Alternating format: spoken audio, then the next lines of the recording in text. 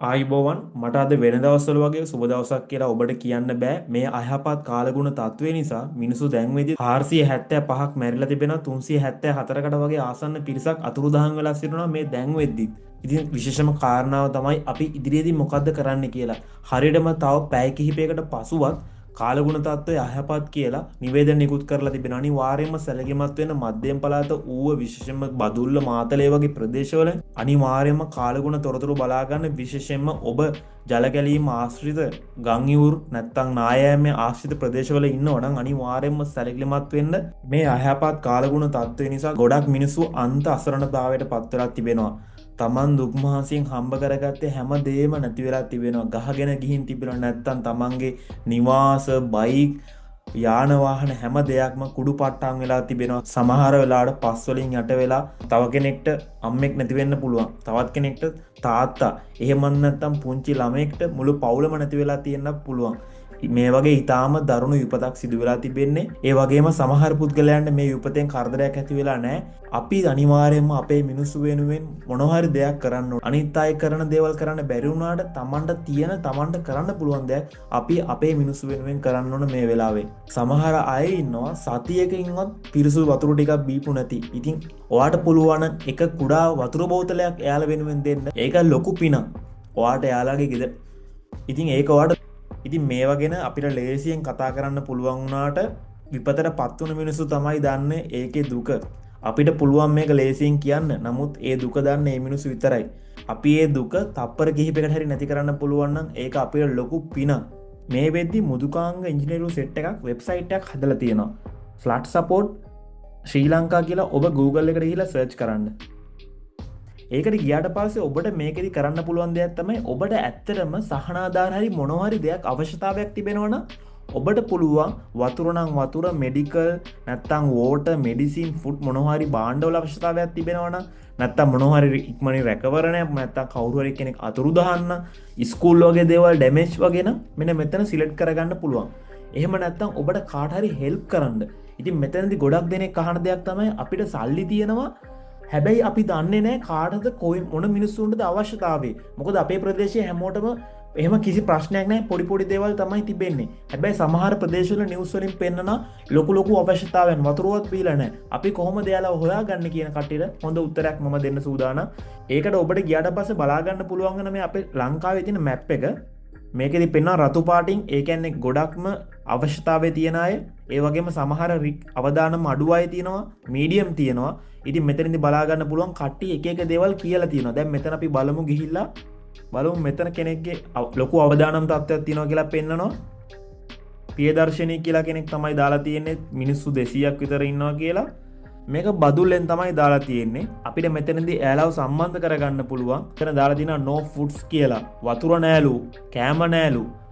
ඉතින් එයාලට ඉතාම තව පැය කිහිපයක් විතරලු ඉන්න පුළුවන් වෙන්නේ. ඉතින් එයාලට අපිට කෝල් කරලා එයාලව සම්බන්ධ කරගන්න පුළුවන්. ඔයාලා කොහෙද ඉන්නේ?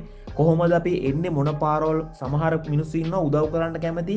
සල්ලි තියෙනවා, බඩු තියෙනවා. එයාලා යන්න හදන්නේ නමුත් කාර් එක්ක සමහර වෙලාවට මේ ප්‍රදේශයට කාර් එක්ක යන්න බැරි වෙන්න පුළුවන්. එතකොට මොකේද දෙන්න ඕනේ නැත්තම් කාටද ගිහිල්ලා දෙන්න ඕනේ මේ බාණ්ඩ? ඒ වගේ දේවල් කතා බහ කරගන්න පුළුවන්. ඉතින් මේ ප්‍රදේශයේ ලොකේෂන් එක අපිට බලා ගන්න පුළුවන්. මෙන්න මේ වගේ ඒ සමහර කට්ටිය දාලා දැන් මේ මැලිසිරිපුරෙන්. එතකොට තමයි මේ තව ලොකේෂන් එකක් මම ඔයාලට පෙන්නන්නම්. මේ මාතරේ පැත්තෙන් දාලා තියෙනවා එකක්. ඉතින් මෙයාලටත් වතුර ආහාර පාන දේවල් තමයි ලොකු අවශ්‍යතාවය මේ වෙලාවේදී. ඉතින් මේ වගේව ලබා දෙන්න මේ ප්‍රදේශයේ අපිට පුළුවන් ලොකේෂන් එක ගත්තට පස්සේ ඒ ප්‍රදේශයට අදාළ ග්‍රාම සේවක කෙනෙක්ව කන්ටැක්ට් කරගන්න. නැත්තම් අපිට පුළුවන් ඒජ් ඔෆිස් එකේ කන්ටැක්ට් නම්බර් එකක් හොයාගෙන ඒ අදාළ රාජ්‍ය නිලධාරිතුමේ සම්බන්ධ කරගෙන එයා හරහා එයත් එක්කම පුළුවන් ඔබට මිනිස්සු හොයාගෙන ගිහිල්ලා අතරම බඩු දෙන්න. ඉතින් මේ වෙලාවේදී කියන්න ඕන දෙයක් තමයි සමහර අවස්ථාවලදී නුවර ප්‍රදේශයට එහෙම ගොඩක්ම වතුර අවශ්‍යතාවයක් තිබෙනවා. නුවර, කොත්මලේ, ගම්පොළ, කටුගස්තොට, ගෙලිඔය ඉතින් මෙන්න මේ වගේ ප්‍රදේශ ගණනාවක්ම මධ්‍යම පළාතේ ආසන්න ගොඩාක් වතුර ප්‍රශ්නයක් තියෙනවා. ඉතින් එයාලට සතියකින්වත් පිරිසුදු වතුර බීලා නැහැ. අනේ පව් ගොඩක්. ඉතින් අපි කරන්න පුළුවන් දේවල් කරමු. අපිට මේ වෙලාවේ ලොකු මුදලක් නැති වෙන්න පුළුවන්. ඔයාට වතුර බෝතල් 3-4ක් හරි අරගෙන දෙන්න පුළුවන් නම් ගොඩක්ම හොඳයි. සමහර වෙලාවට ඔබ දන්නේ නැතුව ඇති ඔබගේ ප්‍රදේශයේ ඒජුපිස් එක හරහා මේවා ඔබට ලබා දෙන්න පුළුවන්. නැත්තම් සමහරවිට පන්සලේ හාමුදුරුවෝ එකතු කරන ගොඩක් පන්සල්වල විහාරාධිපතිවරුන් මේ වෙලාවේ මේ වගේ බාණ්ඩ එකතු කරා. මමත් දැන් පොඩ්ඩක් පුළුවන් විදිහට දීලා ආවා. ඉතින් ඔබටත් පුළුවන්. ඉතින් මේ වෙබ්සයිට් එකේදී ඔබට තොරතුරු ලබා ගන්න පුළුවන් මොන ප්‍රදේශවල මිනිසුන්ද දැඩි අවදානමක දැඩි අවශ්‍යතාවයක ඉන්නේ කියලා. ඉතින් මේ හරහා ඔබට සම්බන්ධ කරගෙන මේ ප්‍රදේශීය නිලධාරීන් සමග එකතු වෙලා උදව් කරන්න පුළුවන්. මේ වෙලාවේ අපිට කරන්න පුළුවන් දෙයක් කරමු. අපේ ගැහැණු අයට සනීප ආරක්ෂාවට අවශ්‍ය කරන භාණ්ඩ තියෙනවා. ඒ වගේ දේවල් ලබා දෙන්න ඕන. ඒ වගේ අවශ්‍යතාවයන් තියෙනවා කියලා තමයි කියන්නේ. ඒ වගේම තමයි වතුර ප්‍රශ්න තිබ්බා. ඒ වගේම ඔය යටට අඳින ඇඳුම් වගේ දේවල් පිරිමි කාන්තා දෙපාර්ශ්වයටම අපේ පුංචි ළමයිට මේ වගේ දේවල් අනිවාර්යයෙන්ම හිතන්න ඕන. සමහරවිට ඔබට වියදම් කරන්න මුදල් නැති වෙන්න පුළුවන්. ඔබ ලොකු ඈතවලට යන්න ඕනේ නැහැ. සමහර වෙලාවට ඔබගේ ප්‍රදේශයේම මෙහෙම පොඩි පොඩි ගෙවල් වල නායයන් සමහර වෙලාවට එයාලගේ ළමයෙක්ට තාත්තා කෙනෙක් නැත්නම් සහෝදරයෙක් මෙන්න මේ ආකාරයෙන් නැති වෙන්න පුළුවන්. ඉතින් ඒ මිනිස්සුත් එක්ක ගිහිල්ලා පුළුවන් නම් පැය භාගයක් විතර කතා කරන්න. එයාලගේ හිත පොඩ්ඩක් නිවන් try කරන්න. ඒකම ලොකු පිනක් ඔයාට. මොකද කොච්චර භාණ්ඩ දේවල් දුන්නත් වැඩක් නැහැ.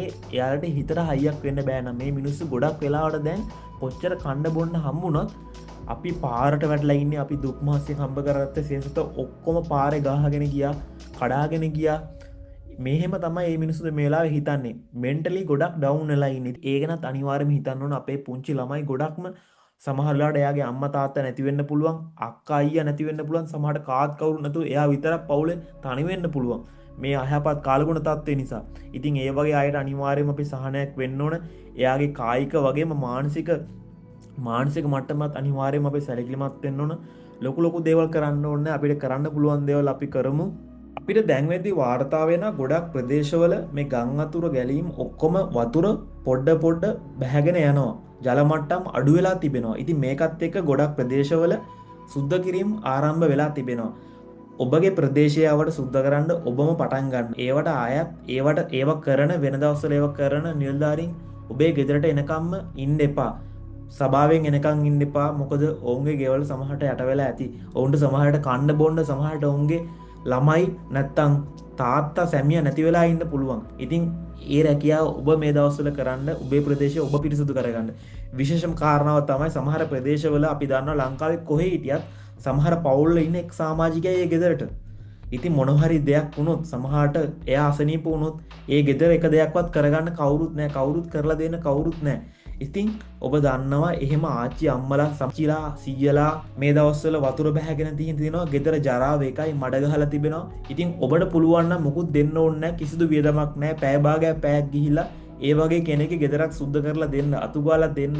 මඩ තිබෙනවා නම් ඒ ටික අයින් කරලා හොදලා පුළුවන් නම් මේ ආකාරයෙන් හරි උපකාරයක් දෙන්න. අපිට කරන්න පුළුවන් දේවල් අපි මිනිස්සු වෙනුවෙන් කරමු. ඒක තමයි මේ වෙලාවේ කරන්න පුළුවන් එකම දේ. මේ වීඩියෝ එකේදී කියවුන් නැති අපේ මිනිස්සුන්ට ගොඩක්ම වැදගත් දේවල් අනිවාර්යයෙන්ම ෂෙයා කරන්න. අපිට පුළුවන් විදිහට මේ වෙලාව අපි උදව් කරමු. ඔබට ස්තුතියි. පරිස්සමෙන් ඉන්න. බුදු සරණයි.